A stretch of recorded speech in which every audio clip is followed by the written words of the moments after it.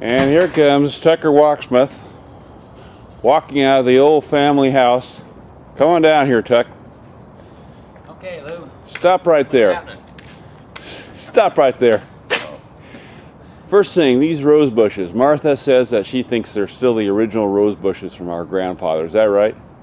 Yeah, they are, except for the front two. And the front two are Tropicanas, which I planted in honor of my father. Oh. But these overhanging limbs from these trees now are kind of making these things so they don't do very well now. What's the age in the rose bushes then? No, I don't know. I don't know exactly when they put them in. I don't know. They were here in 1976. Oh. You think grandfather put them in? Wouldn't surprise me. Yeah. He died in 57.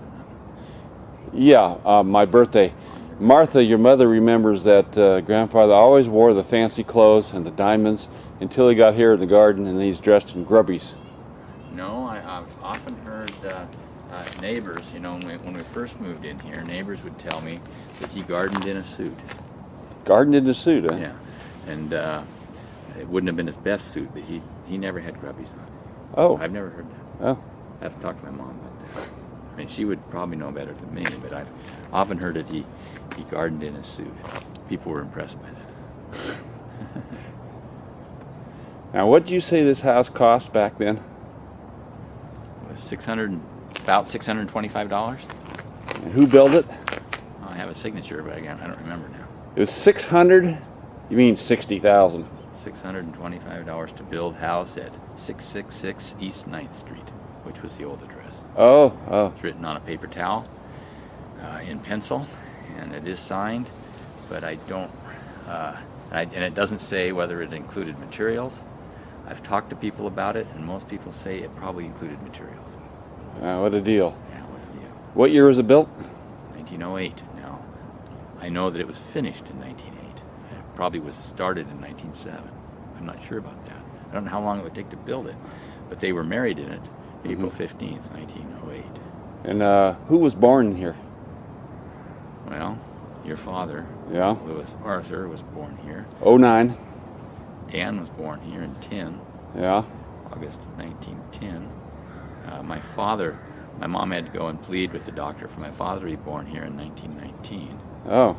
And then by the time Richard came, which I think is 1921, the doctor would no longer do it.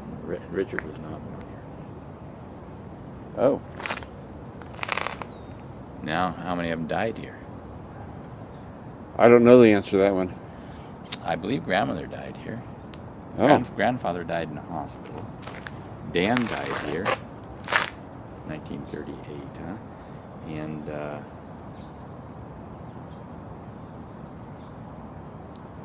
Your mother told a sad story the other day. Your father was there when Dan died and watched his eyes roll up in his head. is that right? I've never heard It that. affected him terribly at the time. Yeah. I remember Dan kind of had now this isn't from grandmother, but from other, probably from my mother, maybe from my dad, is that Dan kind of had it in a little bit for Richard. He kind of watched over him a little bit because he felt his parents were too soft on him, so he took it upon himself to be a little harder. And when he found Richard out here drinking, he came out and broke his bottle on the curb out here. Wow. Yeah. Stuff like that. Jeez. Now this is our garden area right over here, right? Yeah, it was their garden area.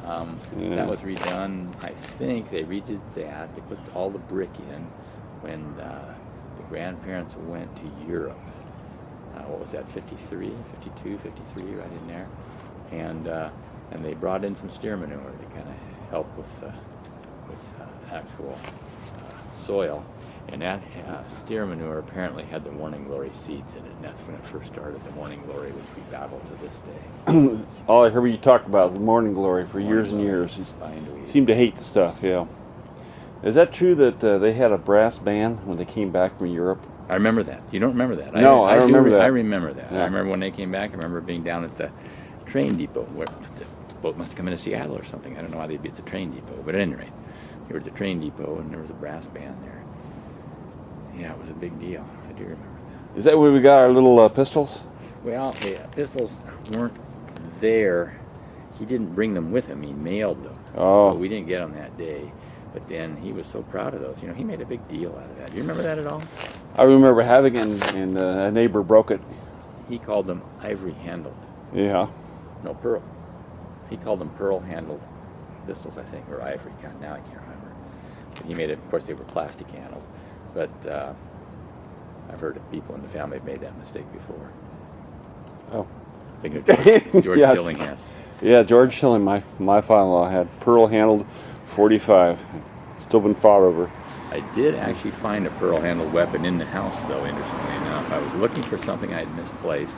I was upstairs in the master bedroom, and I was feeling around for this little chain thing that I had eventually found. But anyway, I felt something heavy, and I pulled it down, and it was a pearl-handled Smith & Wesson pistol. Pretty neat. You don't know how it got there. First pistol I ever owned. Yeah. Now, some people would think it was Richard's, but I don't think Richard would have had a weapon like that was so beautifully made with pearl handles. I just don't think so. I think it was grandfather's. It was a safety hammerless, sometimes called a lemon squeezer. It didn't have an exposed hammer on it, so that you could pull it out and not get the hammer hung up. It was double action only, of course. But for close, for close shooting, that was fine. Yeah. It was a personal protection. Let's walk around the side of the house. Okay. I want to see the site of the plum tree, which changed my life. Okay. Believe it or not. See where you think it is, and I'll tell you where I think it is. Well, this area here was the grapevines. Now the grapevines came out of the house.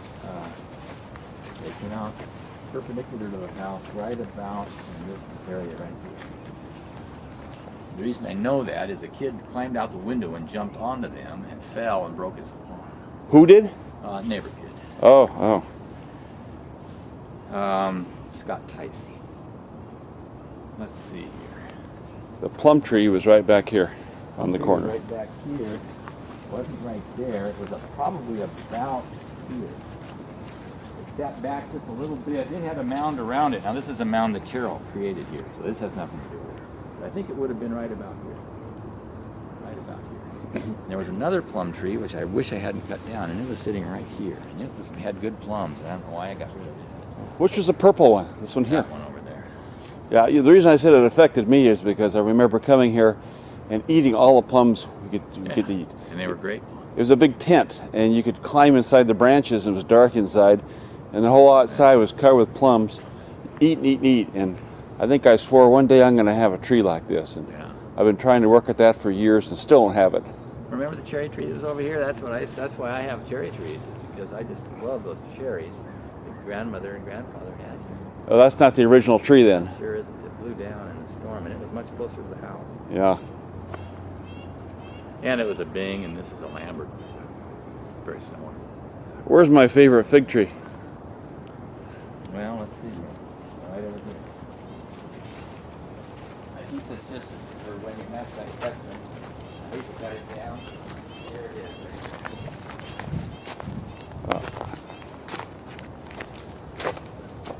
Your favorite fig tree. You mean it's still alive after all these years? It's still alive after all these years. No, those figs were so good and so delicious. I always wanted to have a fig tree, but I couldn't grow one. Tucker, on the other hand, hated it.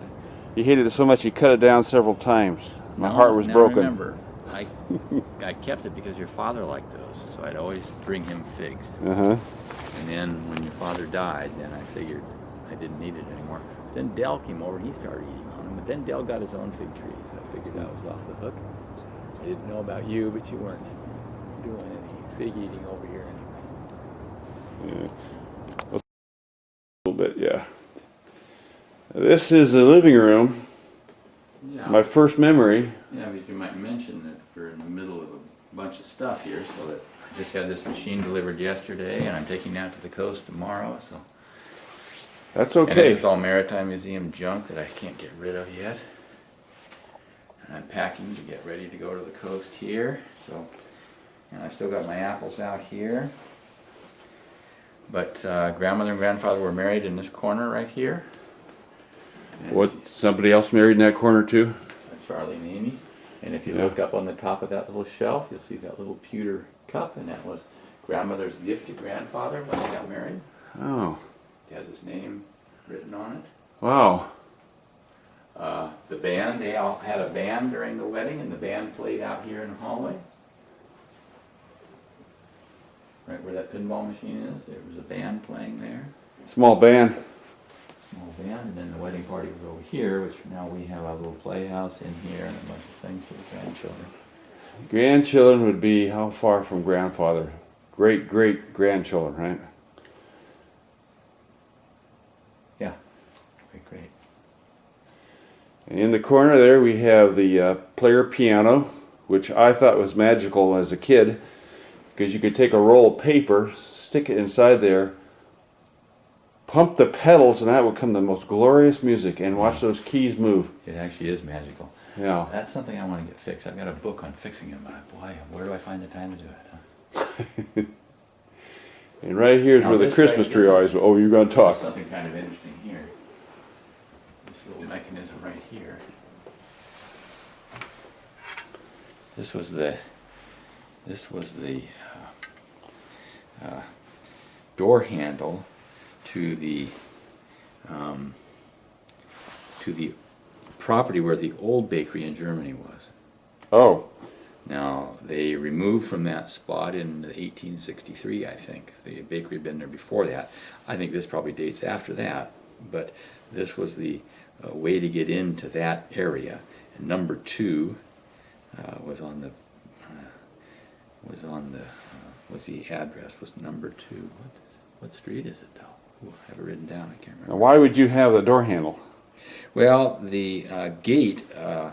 Interestingly enough, the gate was they were redoing the barn, taking the barn down, but they had to save the gate for historic purposes. They couldn't take the gate down, and this was on the gate. The gate over there is a little different, but it's at any rate. And then when they were taking the barn down, the whole gate and it's more like a wall than a fence, but call it a fence, fell down, and then they had to get permission to keep it down. And they got the permission, and then they let me have this piece once they found out they didn't need it anymore. And this came out of what town? Fauerbach. And who lives there now that we know? Well, it's Mariana and Helmut own that property. Okay. And this piece of property has a nice little story to go with it where they used to sled right by this back in the wartime. Manfred told me this story of they'd take sleds and they'd take 2 sleds and put a big board between, and maybe about 10 people could get on those sleds. They'd come down this street, and this street was the best repaired street in Fauerbach, and it had a really nice slope to it. But right as they got to this building, and then right in front of it was the bakery, they had to take this turn to the right. It was kind of a tricky one. Every once in a while they'd miss, and then everybody would tumble down. But the boys liked it when they were tumbling and falling all around the girls and stuff. That was a lot of fun, according to Manfred. And then this road, the reason why this road was so well kept during the war is because this was the road to Adlerhurst, one of Hitler's headquarters, and also the headquarters of the Western Front, which was only about 15 minutes away. Now, Manfred is what relative of ours? How's he branch off? Well, if you look over here real quick, you'll see Oh. Jakob Here we have a Sauer and couple his wife Elizabeth Sauer. I called Jacob, but that's wrong. Oh, I'm sorry, yeah, Jacob. Jacob? That's the person. Jakob, German. Okay, I was at his gravesite. That's where I started the taping That of was this gravesite. grandmother's father, and that's grandmother's mother. Oops, just a minute. And Manfred is a direct descendant of Elizabeth Sauer. Her maiden name was Schmidt. Oh, So he's related to her. Mariana's related to Jakob Sauer. okay, that's all confusing for Through us. one of his sisters. It's not confusing. That's the where I started the taping, is up there on their gravesite. That inspired you. Huh? No. Well, this is kind of an interesting piece right here. This was a wedding present for grandmother and grandfather in 1908. This was given to them by the Wirtz. Let me see here what it says on it. Wedding gift Fred Wirt. I guess Fred Wirt. I don't think he was married. Wedding gift Fred Wirt. That's kind of interesting, huh? Yes. So that was there when you took over the house then? Yeah. Been there. Still there. Still there. I'm gonna leave it there too. I gotta get a picture of the staircase. Okay. because I don't think the staircase is original. I don't think they originally had hardwood floors. I think they would have had softwood floors. And that's one reason why the staircase is as narrow as it is, I think, has to do with that. now you swear when we were little kids here and we had Christmas in the corner with a Christmas tree and Santa Claus came down these stairs, you said that was your father, you thought, right? Or who was that who dressed up like Santa Claus? I thought it was Santa Claus. Oh, well, I don't know. Are you kidding me? I don't know. Are you going to destroy my world here? Oh, I'm sorry. It was how he started from upstairs. I don't know, but he come down here, and that was an amazing time. Yeah, when my dad died, I kind of looked for that Santa suit, and I don't know what happened to it. Oh, I would have kept that. This clock here is kind of interesting. I found it down in the basement when Grandmother was still alive, and I got that fixed up. And that one, her parents bought when they went back to Germany, because they moved back to Germany in 1903. mm-hmm. With the plan of staying there. They weren't going to just go there they only stayed a month, but the idea was to go back there. And they brought that back with them in 1903. What year? 1903. 1903. Grandmother was 18 at the Oh. time. That's one reason we have this good connection with the Germans, is because Grandmother became good friends with her first cousins over there. And Oh. partied together, had a great time. Okay, anything else here? No, I just want to see where Aunt Christina used to live. Okay. Pretty hard to see, but Just point for a second because it's. I'll get out there.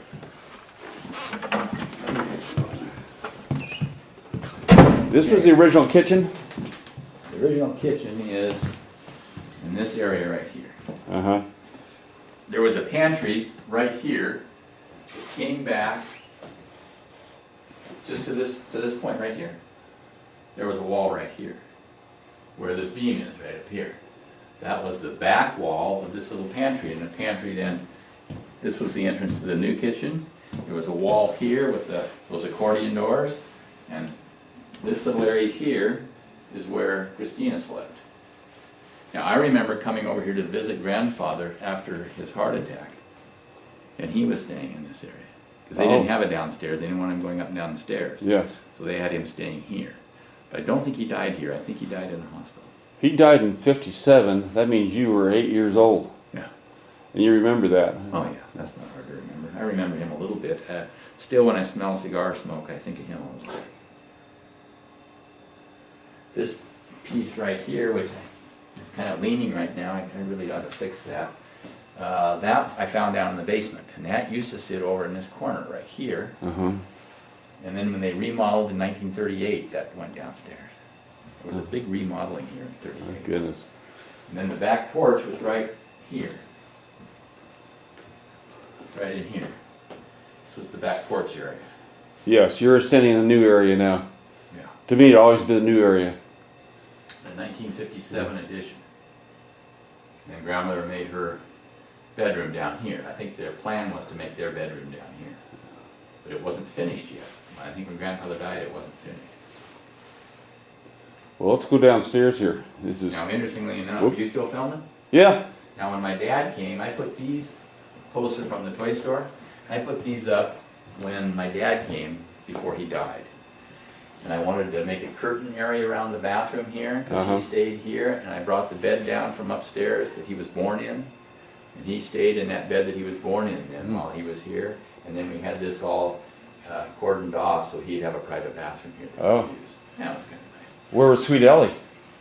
Well, this is when he had that fight with her, and he came up, and she dumped him off at some sort of a what was it? Some sort of a drug center or something. And then he called Doug, and Doug went down and picked him up, Oh. brought him back up. Ellie said we stole him, but oh well.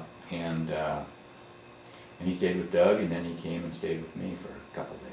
That's a misunderstanding. Sweet Ellie would never do that if she was. My father looked up to Sweet Ellie. Yeah. It was interesting while he was here, then I went up and got pictures to show him when he was a boy and when he was in college. And there was one picture of his fraternity at Stanford, and my dad looked there and said, "Oh, there's Clark Van Fleet." Well, that was my grandfather's name. Mm-hmm. That was his father-in-law's name. Yes. But apparently, in his fraternity, they had a guy named Clark Van Fleet. Oh.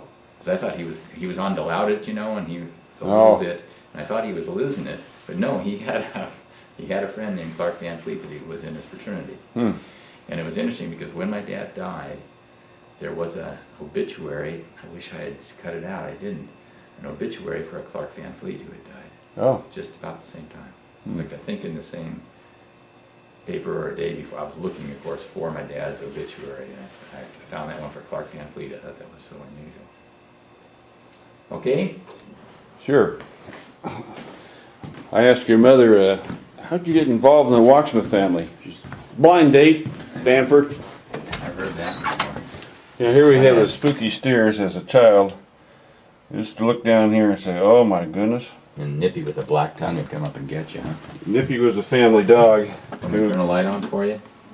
We'll make it spooky, what the heck.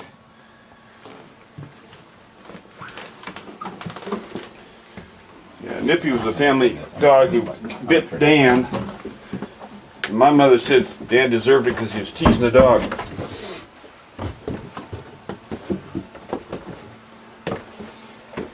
And here we have a giant R.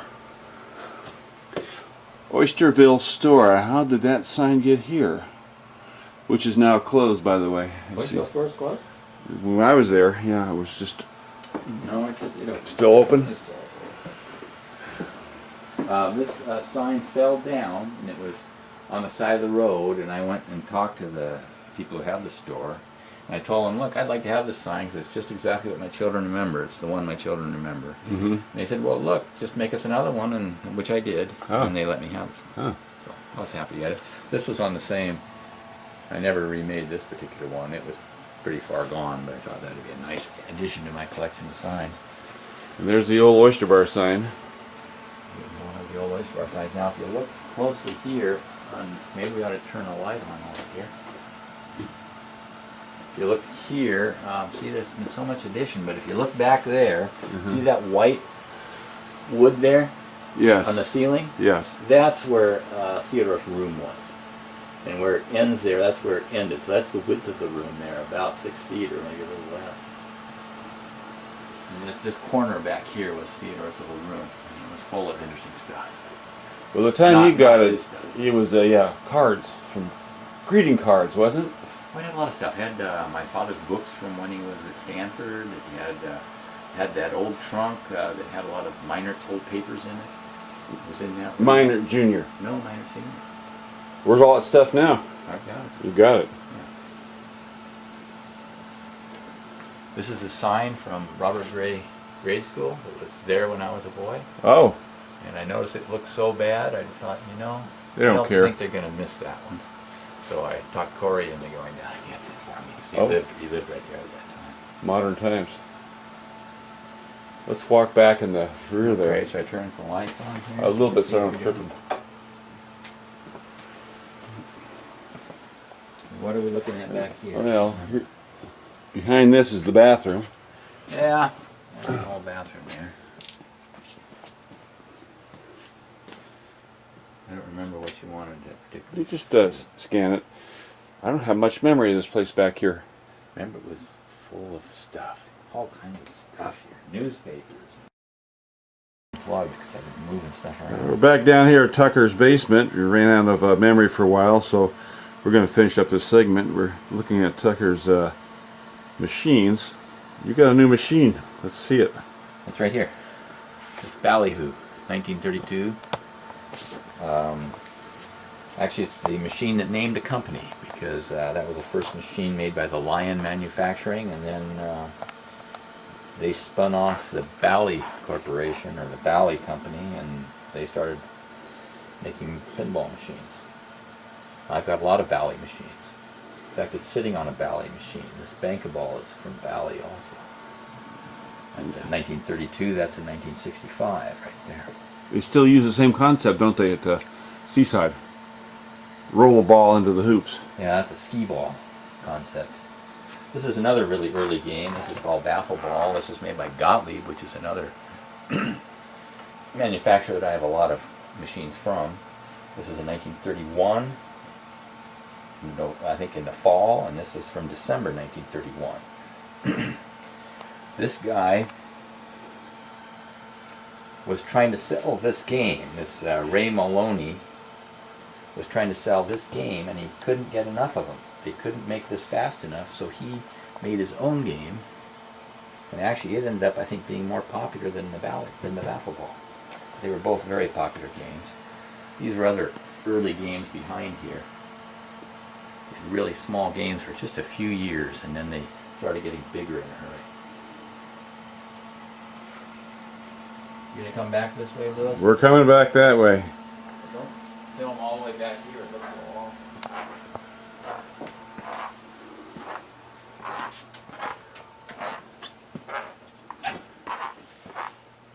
You probably fall down or something there.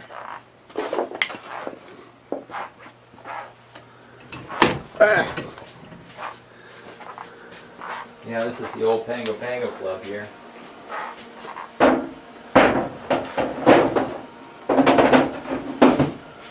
Gosh, there's an historic oyster bar sign with the aeroplane.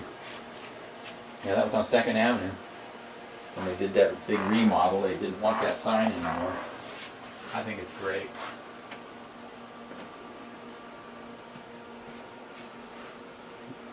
That bar was sitting in my father's house for 40 years. Yeah, the old Pango Club. It's down on about 5th and Stark, I think.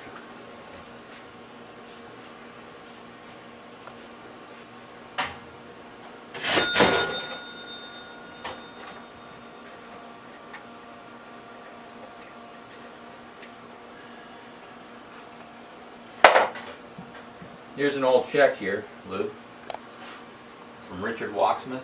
Yes. Why do you have a check from Richard Wachsmuth? For $5 cash. This was in November 23rd, 1949. For $5. It's made out to cash, and on the other side it's stamped Pango Club. Oh my So goodness. it was actually cashed at this bar back in 1949. This was, I think this was there till about 1954. I think they went out of business, something like that.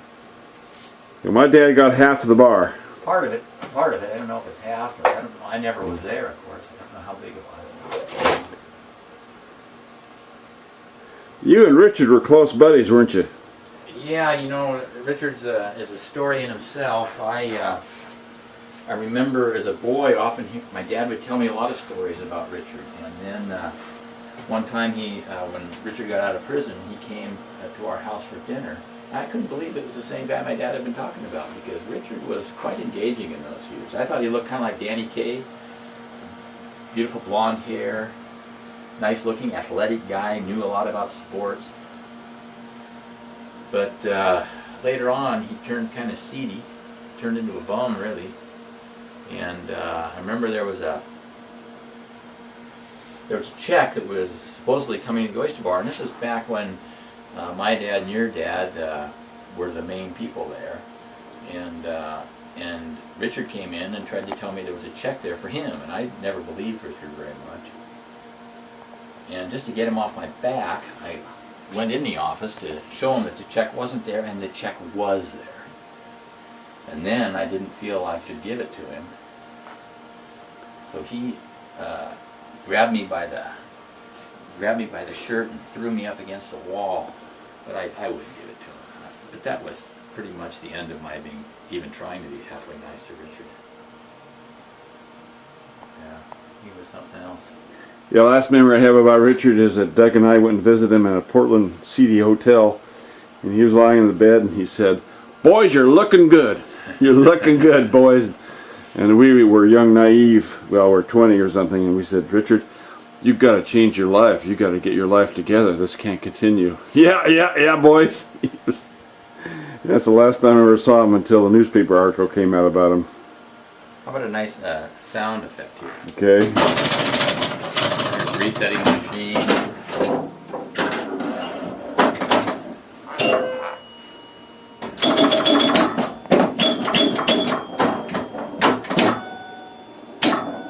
Oh.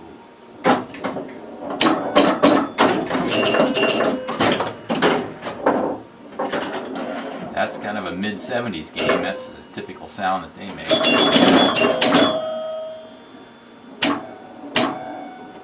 Old Chicago. Yeah, that's John Dillinger on the back glass. And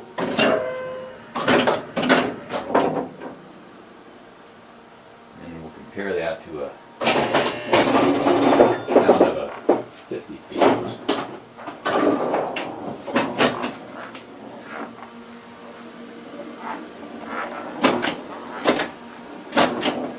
Doesn't make any sound at all, is it?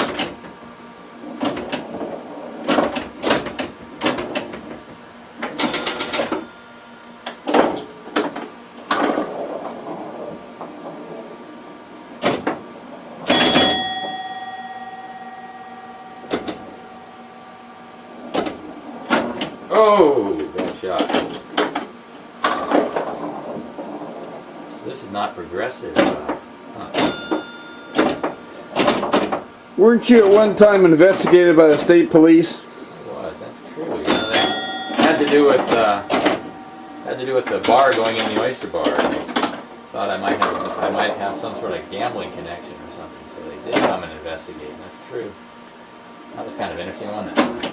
The police officer came downstairs. Yeah. Did he throw the cuffs on you? I don't think he was in uniform even, actually.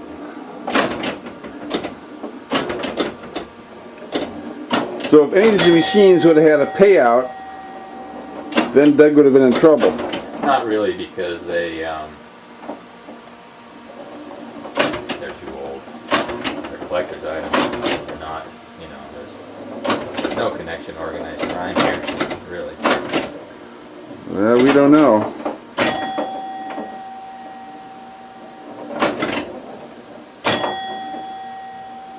What am I doing? Got $1 million anyway, huh? My last ball here. You have some machines that are capable of payout, though, don't you? I used to. I'm not sure I do anymore. Used to have a payout game. Oh, shoot. That was a pretty good game there. Now, when you got this house, what was in this room? This room was kind of more the garden room here. There wasn't a lot in it, actually. There was just some old screens and some tables and some dirt and some bulbs, things like that, you know. It wasn't... And then the room next to us was a new one here. The room next to us was what? The new one. Is that the new room? We're in the new one right now. Oh, we are? Yeah. Oh. Okay. The old one is... yeah, this is the good looking room here. So Grandma used to save all the greeting cards, and you got here and the room was full of greeting cards. Well, there were a lot of that kind of thing. Yeah, I still have a lot of those. Well, let's call it quits for the day here.